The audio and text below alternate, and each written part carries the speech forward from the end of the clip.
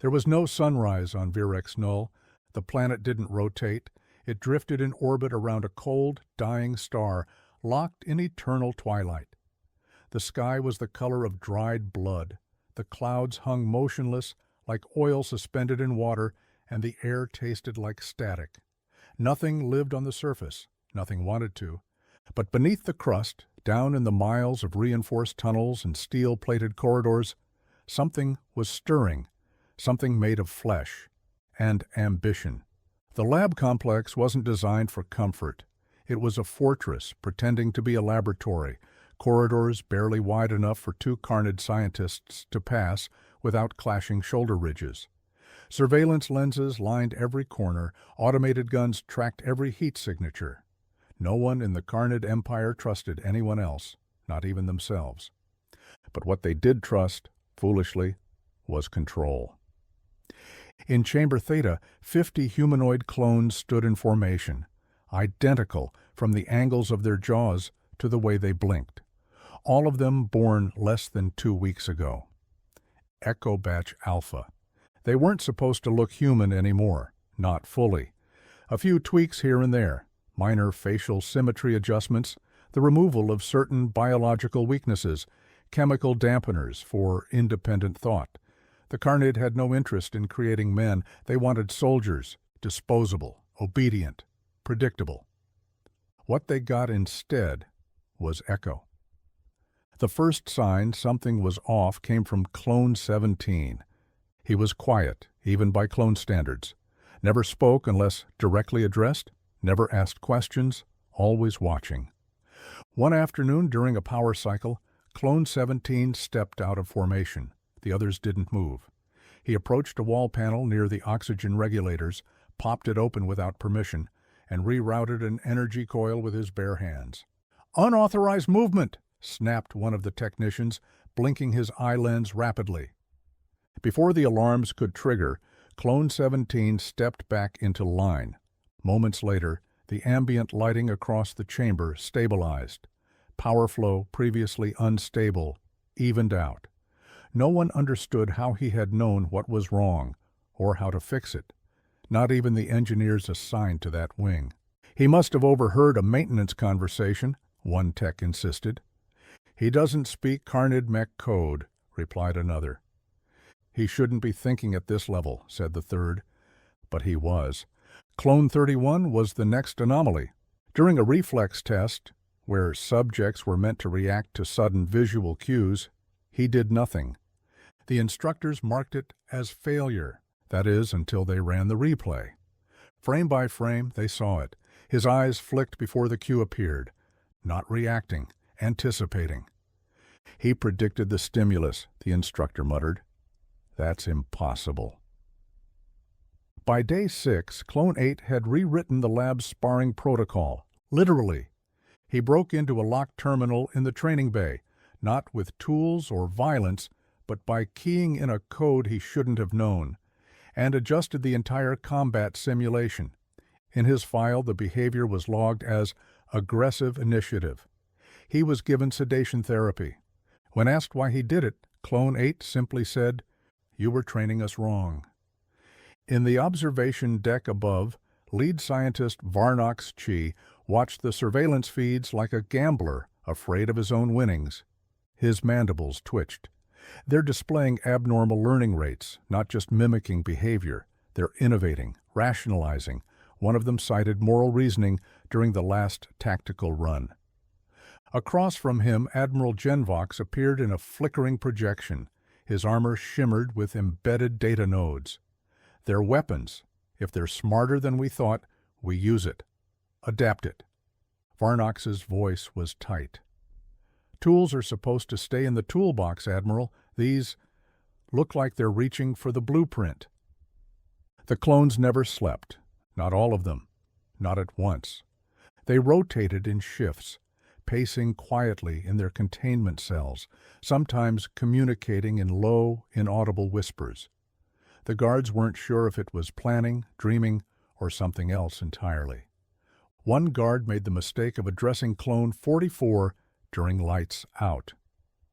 "Why don't you sleep?" The clone looked up from the floor.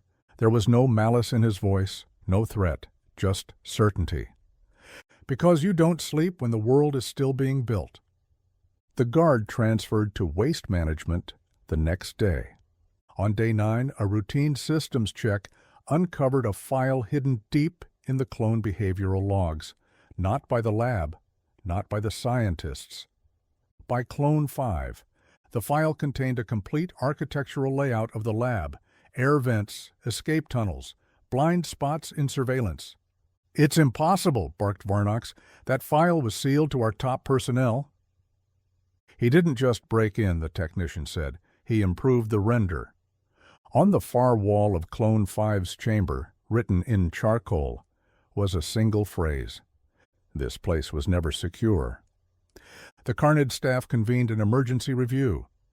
"The clones are out of spec," said Varnox flatly. "They're acting beyond what we coded. This isn't drift. It's growth." "They haven't attacked," the Admiral noted. "Not yet," Varnox replied, "because they're still learning, and I'm starting to think they're learning about us." That night, Clone 12 sat in his cell, facing the mirror. The Carnage used it for observation, thought the clones didn't know it was one way. He stared directly into it, and smiled, not like a man, like something that knew it was being watched, and wanted the watchers to see it smile. The lab's final mistake came on day 10. They decided to run an isolation test, pull one of the clones, Clone 31, out of formation, interrogate him in private, see how he responded to stress. The guards led him down the corridor. He offered no resistance, no questions.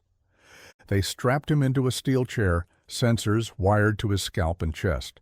Varnox entered the room personally. He looked at the man before him, still young, still human, still expressionless. "What are you?" Clone 31 tilted his head slightly. "Faster." "Faster than what?" "Than you thought we'd be, than you were ready for." "Are you planning something?" "We don't plan. We grow." Varnox leaned forward. "Grow into what?" The clone smiled again. "You'll find out soon enough." It started with Clone 23. During a routine simulation, urban combat, low light, unarmed, he refused to engage, not out of disobedience, out of calculation. When questioned, he said, "The scenario's logic is flawed. No one fights in straight lines. Cities aren't arenas. You teach us to win, but not to survive." Then he offered a redesign of the simulation, including trap placement, cover rotation, civilian interference, even psychological triggers. None of that had been part of his instruction set. In the next 24 hours, 4 more clones began questioning the simulations, not failing them, outsmarting them. One clone, number 19, intentionally lost a sparring match, only to reveal that he had used the fight to test his opponent's reaction speed under false pressure. He drew a chart of the delay.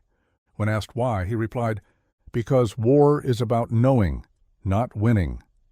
By day 13, the lab's monitoring staff was overwhelmed. Clone 5, quiet, unnerving, and statistically brilliant, had constructed a new language, written, structured, fully functional, syntax, grammar, logic. It even had multiple levels of abstraction, terms for time that didn't exist in Carnage speech. He began teaching it to the others.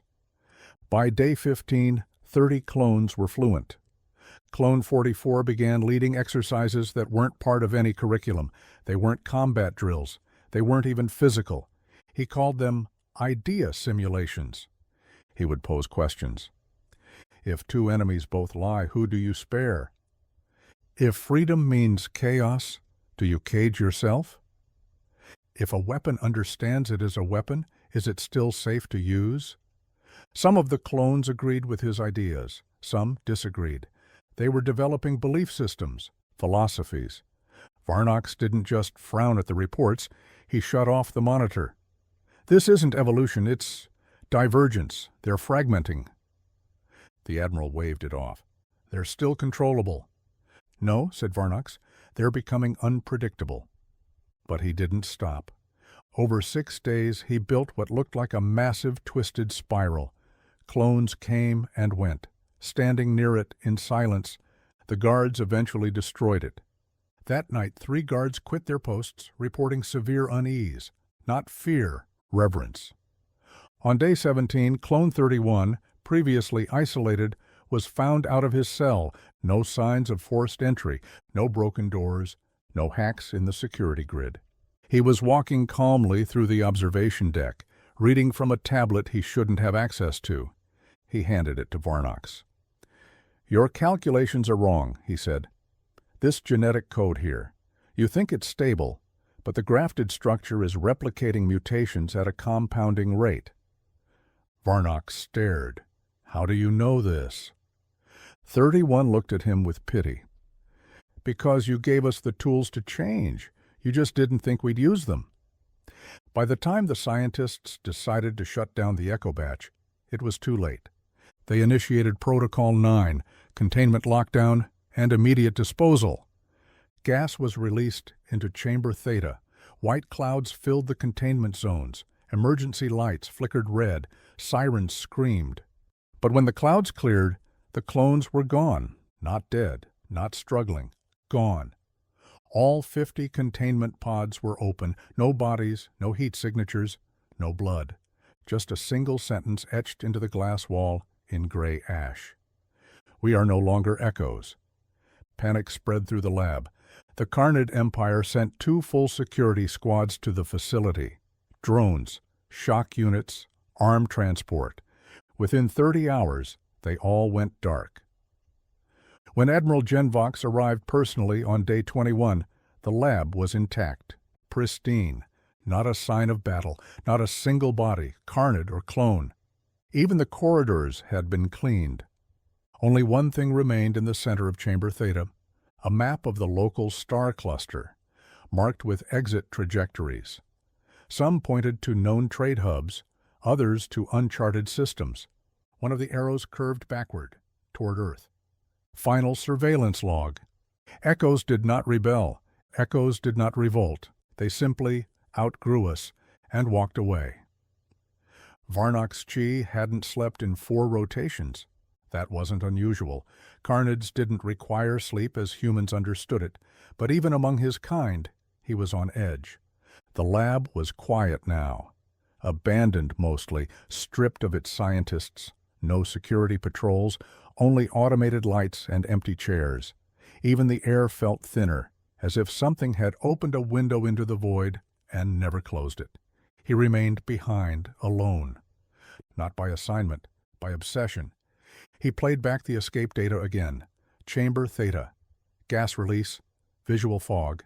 Motion sensors, null. And then nothing. 50 enhanced humanoids, armed with nothing but their minds, vanished. No alarm triggers, no bloodshed, no gunfire. How? Varnox's claws tapped the console, running another diagnostic. One thing had been bothering him since the beginning. Clone 0. The original human, host 0. He was never part of the active experiment, cryogenically sealed, kept alive in a sublevel chamber, untouched. And yet, something gnawed at Varnox's mind. Why hadn't he ever studied the original more closely? Down in sublevel 9, behind 6 vault doors, a single pod hissed open. Frost curled along the floor as light bloomed across pale human skin. He wasn't supposed to wake. He wasn't scheduled to wake. And yet the man inside was sitting up now, slow and calm, blinking against the bright. He turned to look at Varnox. "Where are they?" he asked. Not confused, not afraid, just curious. Varnox stared. "You were under for 20 days. You shouldn't be speaking." The man slid his feet off the edge of the pod. "I'm not speaking for myself." Varnox backed up slightly. "You're still connected to them, aren't you?" "I don't think you understand," the man said. "I'm not connected to them. They were never separate." Meanwhile, far beyond the lab, on the barren moons of Urak's rim, satellite reports picked up movement. 3 human-like figures walked naked through the methane storms. They did not freeze. They did not choke. They communicated without sound. One of them, Clone 12, had begun reshaping the bones in his hand, deliberately dislocating, realigning, forming spikes beneath the skin. He said nothing. Another, Clone 44, watched from a distance, writing symbols into the dust with his fingers. Not language this time, blueprints. The third, Clone 5, looked up at the storm above. Lightning struck the hills around him, but he stood untouched. "We need shelter," he said. "No," said 44, "we need purpose." Across the galaxy, reports of echo sightings began surfacing. A mining vessel went dark near the Kuros asteroid belt. Its black box recovered nothing but the echo of boots on metal and the phrase, "The seed is awake." A deep space freighter found 5 passengers aboard who hadn't been on the manifest, all human, all silent. The crew never reported again. In a border colony orbiting a gas giant, the walls were found painted in blood, not violent, artistic, symbolic. The meaning, they grow now. Back on Virex Null, Varnox stared at the original man, now standing, dressed, calm. "Who are you?" he asked. The man didn't blink. "I'm just the part you pulled from the soil. You're asking the seed why the tree grew." Varnox was tired of riddles. "We controlled your DNA, every sequence, every code. What changed?" The man tilted his head. "You never had control. You just trimmed the branches. You didn't see what was already buried underneath." "Underneath what?" "Underneath humanity." He turned to leave the chamber. "Where are you going?" Varnox demanded. "To warn the others." "Warn them of what?" The man paused. "That the clones aren't just evolving, they're splitting." And they were. Clone 17 had reached a spaceport on the edge of the Carnid outer colonies. He walked through security checkpoints without resistance. He didn't fight. He didn't run. People simply stepped aside. He was calm, precise, eyes like lasers, movements like calculations. He boarded a ship. The pilot was found unconscious 2 hours later, alive but changed, repeating only one phrase. He didn't touch the controls, but the ship obeyed him. Clone 8 had found others, humans, real ones, smugglers, miners, travelers on the fringe. He didn't attack them. He talked. And what he said spread like fire. "You are not what you were told you are. They called us clones, but they gave us the best parts of you, and none of your fear. Join us. We're not building a rebellion. We're building a species." Some clones began modifying their bodies, not violently, not grotesquely, efficiently. Muscle groups shifted, nerves adapted, internal chemistry reconfigured for new environments. They became cold-tolerant, radiation-hardened, oxygen-independent. One Carnid biologist reviewing footage from a security satellite whispered, "They're editing themselves faster than we can sequence." By day 30, Admiral Jen Vox had had enough. "They're rogue, dangerous. Send the purge fleet, burn it all." Varnox didn't protest. He simply said, "Even fire needs oxygen, and they're learning how to breathe in vacuum." In the skies above the lab, 30 warships arrived, automated, cold, armed to the teeth. Their scanners showed nothing on the surface, no clones, no movement, just silence. Then, one by one, the ships stopped responding. No weapons fired, no alarms, just gone. The last transmission came from the flagship, a single sentence. "We are not weapons, we are consequences."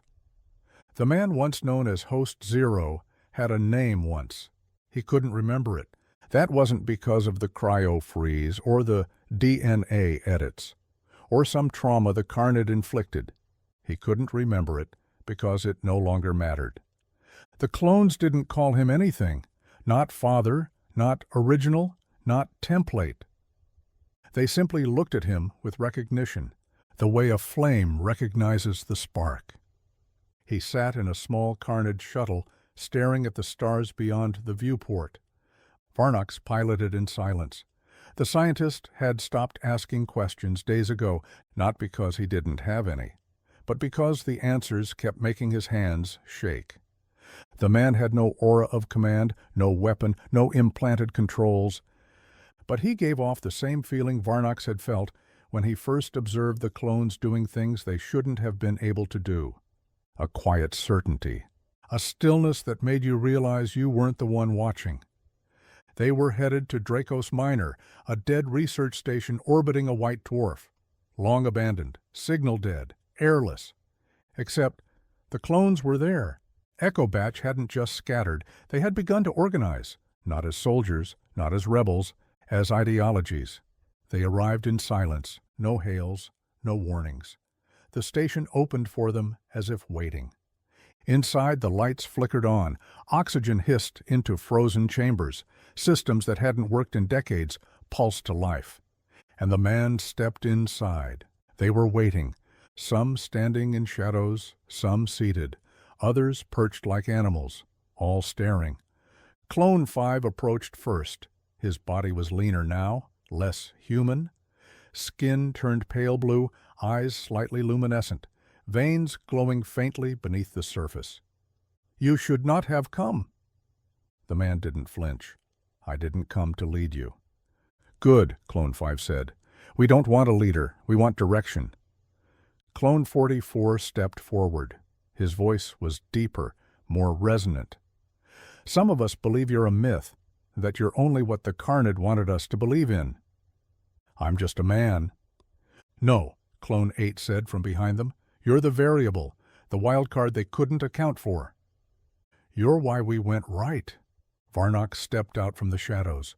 The clones didn't touch him, didn't threaten him. They ignored him. He was nothing to them now, a footnote. In the next room, a clone child was seated on the floor. No one had built it, no one claimed responsibility, but it was clearly part of the batch. A smaller body, same DNA, same intensity behind the eyes. "Who made that?" Varnox asked, voice low. Clone 12 spoke. "No one made him. He emerged." The man approached the child, looked down. "Do you have a name?" The child smiled. "You'll give me one." The factions of the clone world had begun to drift apart in ideology.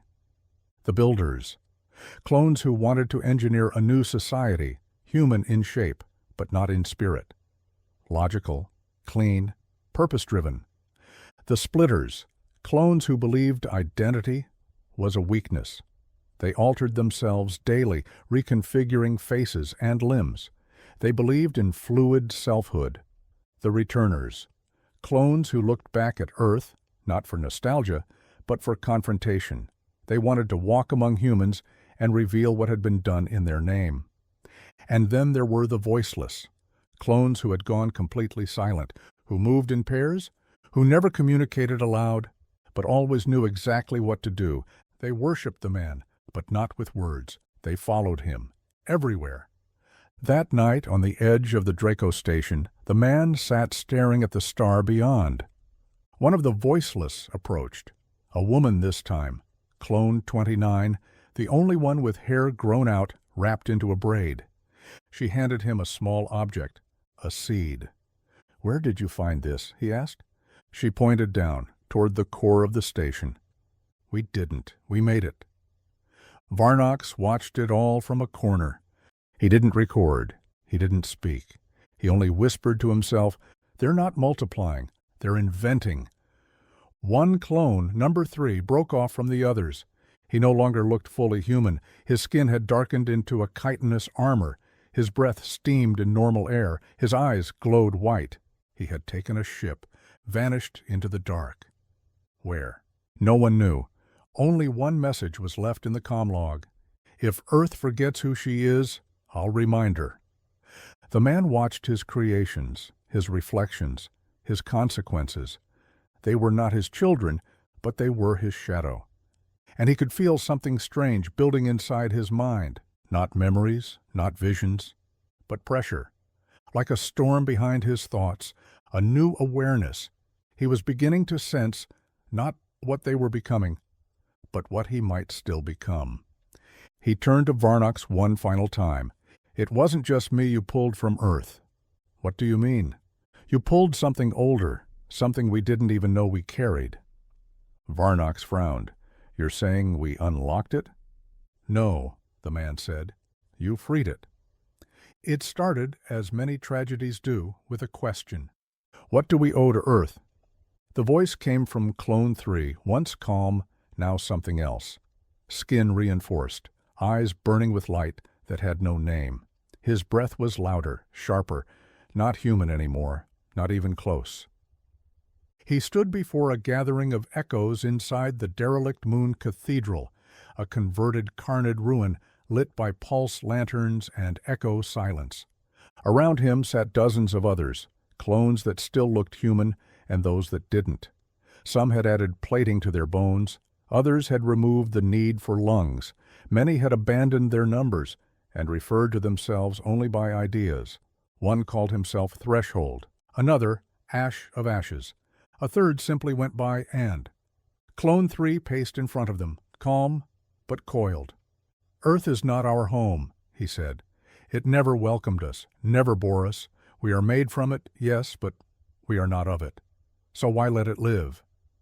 Clone 5 responded quietly from the back. Because we came from its chaos, and that chaos is what gave us the capacity to grow. Clone 3's voice hardened. Chaos is not virtue. It is a hazard. It birthed nuclear fire and soft flesh. It birthed religion and genocide in the same heartbeat. Earth is not sacred. Earth is the virus. The silence that followed was heavy, the kind of silence that doesn't fall, but spreads. The clones stared at one another, realizing the unspoken truth. They had outgrown their creators, but now they were outgrowing each other. Back on Draco Station, the man, the original, felt something strange tighten in his chest. It wasn't pain, it was a signal, like a compass needle turning toward a fire. Clone 44 found him first. There's going to be a rupture, he said. Clone 3 is gathering others, modifying faster than any of us. Some are following him. What does he want? He wants to erase the origin, clean the board. Earth, the man said. 44 nodded. He thinks it's the scar that never healed. He wants to cauterize it. The man exhaled. He's not wrong about the scar. He's just wrong about the fire. Clone 8 intervened next. He returned from the deep zones, uncharted tunnels near the station's base, where he had been building. No weapons, no fleets, just something quiet. A seed archive, biodata, maps, language charts, a model of the clone genome slowly fracturing into dozens of branches. He stood before the man. We were made to be the same, but now we are many. The man looked at the models. Some of them barely looked human anymore. Others looked more human than he ever had. They're choosing their own futures, the man said. 8 nodded, and some are choosing to erase the past instead. Across the system, Clone 3 made his move. A stolen Carnid fleet, 7 cruisers, one retrofitted for human biological interface. Not warships, but they could be. He sent a message, not a warning, not a threat, a judgment. We were made in error. Now we will correct the error. He set his course. Earth. Back on Draco Station, the voiceless gathered in the gravity dome. 30 of them, barefoot, dressed in matching black cloth. They formed a perfect circle and waited. When the man stepped into their center, he saw what they had drawn on the floor. A split circle. One half curved outward like a spiral. The other fell inward like a sinkhole. Varnox approached him. The scientist's face was thinner now. He hadn't eaten in days. They're going to Earth. He's going to Earth. He'll burn everything. The man didn't look away from the symbol. Not if I reach them first. They don't need you anymore. That's not the point. He took a small shuttle, 1 pilot, 1 passenger. It jumped through the black, past debris, past Carnid ruins, past planets no longer mapped, and into the path of Clone 3's fleet. The ships didn't fire. They stopped, waiting. Aboard the lead vessel, Clone 3 sat in a room of white light and surgical steel, alone, no guards, no admirers. He stared at the shuttle through the glass. Then let it dock. The man entered, unarmed, unarmored, unafraid. They faced each other across a long corridor. Clone 3 blinked once. You shouldn't have come. You shouldn't go. Clone 3's fingers twitched. He could summon a weapon in half a breath. Earth won't accept us. We will be hunted. You're not doing this for protection. You're doing it for dominance. You think I want a throne? Clone 3's voice rose. Number, I want a reset. No more half-truths. No more humanity. You don't erase a scar by burning the body, the man said. Silence. Then how do you make them understand? Clone 3 demanded. The man stepped forward. You don't make them understand, you show them. Clone 3 looked down at his hands. They were shaking, not with fear, but with conflict. He turned away, and for the first time, he hesitated. The fleet never made it to Earth. It turned, slowly, deliberately, scattered to the edges of the galaxy. Some say Clone 3 went into hiding. Others say he returned to Earth in silence. Still others believe he split into multiple beings, each one representing a different truth. The man returned to Draco's station. Clone 44 greeted him. You stopped the war? No, he said. I delayed it. For how long? Until the next generation decides what kind of gods they want to be. Earth hadn't changed much. Skies still blue, oceans still angry, humans still shouting at each other over borders, gods, and pixels. They didn't see it coming, not at first. Not through alien ships, not through thunder in the sky. The first sign was a whisper, an idea, leaking through science forums, biohacker chat rooms, and encrypted back channels. Someone's rewritten the human genome. At a university in Cape Town, a molecular biologist scanned a student's blood sample and found a 9th methyl group where none should exist. In a Seattle medtech lab, a child's immune system rejected a virus before exposure, predictively. In Mongolia, 5 children born in the same village began speaking a language no one taught them. It wasn't magic, it was instruction. Clone 8 walked the streets of Tokyo in plain sight. No one stopped him, no one recognized him. He sat on park benches, left seed pods in soil beds, shook hands with street vendors, slept on rooftops. Everywhere he went, change followed, not violently, not loudly, like rain soaking into roots. In Geneva, world leaders gathered in an emergency summit. Satellite photos showed irregular gene sequences spreading like wildfire, not airborne, not contagious. Intentional. Someone is releasing a biological message, said the UN Secretary General. Message? Asked another delegate. What message?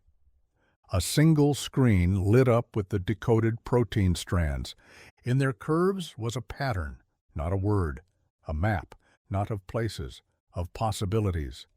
Meanwhile, in orbit, the Carnid Empire collapsed, not with war, with fear, because their intelligence feeds had intercepted something they couldn't explain. The humans carry something we never detected. It's not a virus. It's not evolution. It's intent. And then their systems began failing, not because of an attack, because some of the Carnid were human-adapted hybrids, and the seed activated inside them too. On Earth, in a cave deep beneath the Sierra Nevada mountains, a group of human children gathered. They weren't clones. They weren't infected. They were waking up. Each one described the same dream, a dark corridor, a spiral stairwell, and a voice at the bottom saying, "Welcome back." The man, the original, returned to Earth quietly. No one greeted him. No one knew him. He walked barefoot through the forests of northern Canada, listening to birdsong. Clone 44 met him there. The seed's working. I know. Is this the end? No, the man said. It's the first time the soil remembers the seed.